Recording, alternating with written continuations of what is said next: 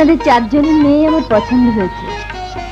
যে তা কি করে হয়, একসঙ্গে চারজন? আপনি ভুল করছেন। আমি পুত্রবধূ করব একজনকে, আর তাকেই আমার বেছে নিতে হবে। তাই বলুন, তবে নিজের মেয়ে বলে আমি বলছি না। রূপে, গুণে, চরিত্রে, বিদ্যায়, বুদ্ধিতে আমার মেয়ে তুলনাহীন। থামুন সাহেব, বেশি বক বক করবেন না। আমার মেয়ের মতো সতী সাধ্বী আরেকটি মেয়ে এই তল্লাটে খুঁজে দিতে পারলে আমি আপনার গোলাম হয়ে থাকবো। আপনারা ঠিকই বলেছেন, মেয়ে আপনাদের রূপে গুণে অতুলনীয়, চরিত্রে সতীসাধ্বী। তাই আমি তাদের একটা পরীক্ষা নিতে চাই। একটা কেন, 100টা পরীক্ষা দিতেও আমরা রাজি আছি। বলুন বেগম সাহেবা, কিসের পরীক্ষা দিতে হবে? অগ্নি পরীক্ষা। অগ্নি পরীক্ষা? হ্যাঁ, জ্বলন্ত অগ্নিকুণ্ডে প্রবেশ করে হেঁটে বেরিয়ে আসতে হবে। আগুন যার কেশাগ্র স্পর্শ করবে না, সেই প্রমাণিত হবে সতী। তাকেই আমার পুত্রবধূ করব। আগামীকাল হবে সেই পরীক্ষা। বলুন, আপনারা রাজি? আমি রাজি। আমিও রাজি। আমিও রাজি। আমিও রাজি। আমরা সবাই রাজি। না না বাবা, আমার ভয় করে। ভয় কি রে? দেওয়ান বাড়ির বউ হবি, এ কি সৌভাগ্যের কথা। বল মা, পারবি না? বাবা, আর অমত করিস নে মা, তোকে দেওয়ান বাড়ির বউ হতেই হবে। চল মা, চল। হ্যাঁ মা, সামান্য একটু মানে পার হলেই ব্যাস। কি মা, পারবি না? তুমি যখন বলছো। শাবাশ, এই তোমার লক্ষ্মী মেয়ে। না বাবা, আমি যাব না। যাবি না? যাবি না মানে কি? ইয়ার কি পেয়েছিস? না, যাব না, যাব না, বললাম তো যাব না। তা যাবি কেন? ঘরে খুঁটিয়ে বসে থাকবি যত সব। আহা, শিগগির চল না, ওরা বোধহয় আগে পৌঁছে গেছে। তোর সব কাজেই শুধু আলসেমি। না না, আমি পারবো না, আমি পারবো না।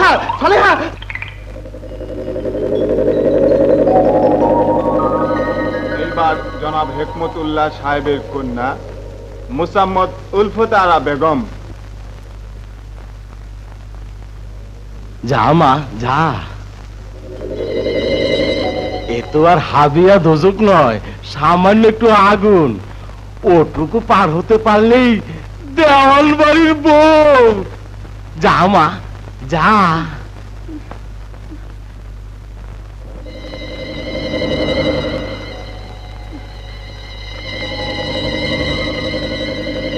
না বাবা, আমি পারবো না, পারবো না। দাঁড়া, যাস নে, দাঁড়া, যাস নে। এখন গোলাম হাক্কানি সাহেবের মেয়ে মুসাম্মদ জানে বাহার বেগম। যা মা, যা। দুটো মেয়ে আসেনি, আর একটা তো পালিয়ে গেল। এবার তোর পালা। তুই নিঘাত পার হয়ে যাবি। যাব। হ্যাঁ, যা মা, যা। বাবা, কি আমার মেয়েটিকে অজ্ঞান হয়ে গেল।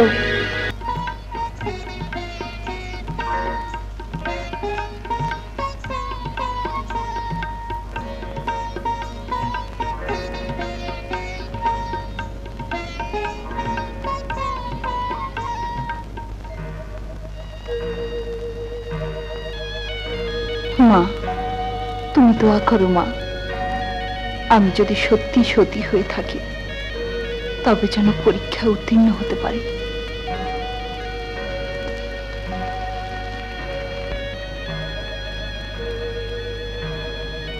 পীর, পয়গম্বর, গাউস, কুতুব, তোমরা যে যেখানে আছো আমাকে দোয়া করো, আমি যদি সতী মায়ের সতী কন্যা হয়ে থাকি তবে যেন এই পরীক্ষা উত্তীর্ণ হতে পারি। হে আল্লাহ, তুমি সর্বশক্তিমান, তোমার পবিত্র নাম স্মরণ করে আমি আগুনে প্রবেশ করছি, তুমি রহম করো খোদা।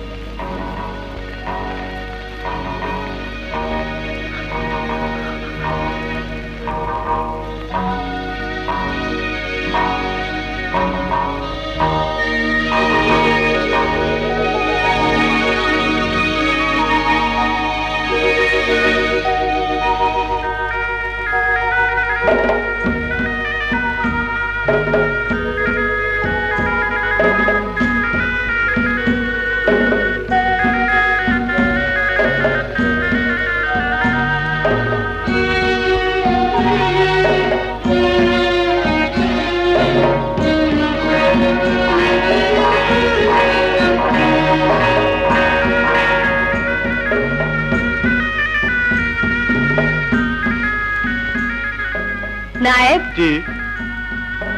আল্লাহর অশেষ করুণায় আমি আমার পুত্রবধূ পেয়ে গেছি। আপনি বিয়ের ইন্তেজাম করুন।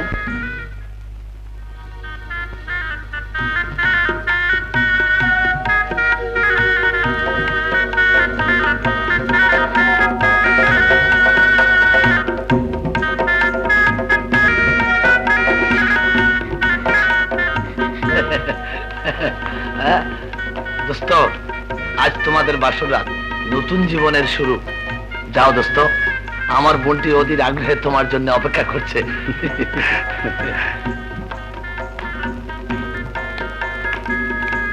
নোমান,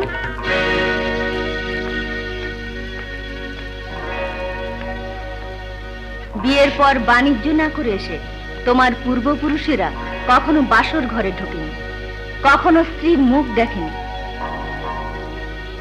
বংশের মঙ্গলের জন্যই আশা করি তুমিও নিয়ম মেনে চলবে। কিন্তু মা, বাসরাতের স্বামী তার স্ত্রীর কাছে যাবে, এটাই তো দুনিয়ার নিয়ম। সেই নিয়মকে অস্বীকার করে আমার পূর্বপুরুষেরা ভুল করেছেন। না জানিয়ে বাড়ির কত বউ বাসর রাতকে তাদের জীবনের কাল রাত বলে মেনে নিয়ে দীর্ঘ নিঃশ্বাস ফেলেছে, কেঁদে বুক ভাসিয়েছে। এটা একটা কুসংস্কার মা, এতে সত্যের লেশ মাত্র নেই। একে কখনো মেনে নেওয়া যায় না। না না, এ কুসংস্কার নয়, এ এক নিষ্ঠুর সত্য, যাকে এড়িয়ে যাওয়ার সাধ্য এ বাড়ির কারো নেই, কেউ পারেনি। মা, দেখতে চাস? আয় আমার সঙ্গে।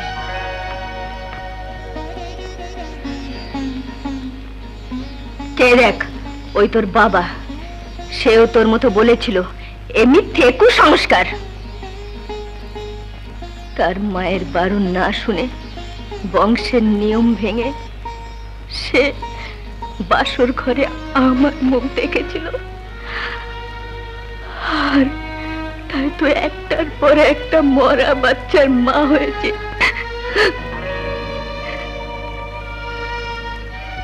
পাগলা পীরের মাজারে বারবার মাথা ঠুকেছে তোর বাবা। অনেক সাধনার পর পেলাম তোকে। তোর জন্মের সংবাদ পেয়ে যখন তোর বাবা ছুটে এলো,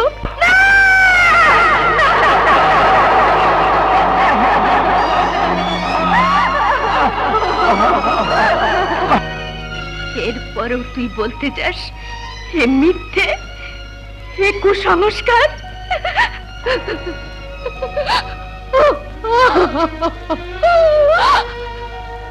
যে অভিশাপে আমি আজ বিধবা, তুই কি চাস আমার মতো তোর বউ বিধবা হোক? তুই কি চাস আমি সন্তান হারা হই? তুই কি চাস এ বংশ নির্বংশ হোক? না না, আমি চাই না। মা,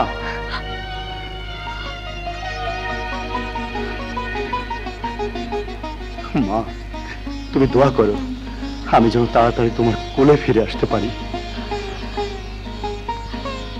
তিস্তাকে বলে দিও আমি বাণিজ্য থেকে ফিরে এসে তার মুখ দেখব।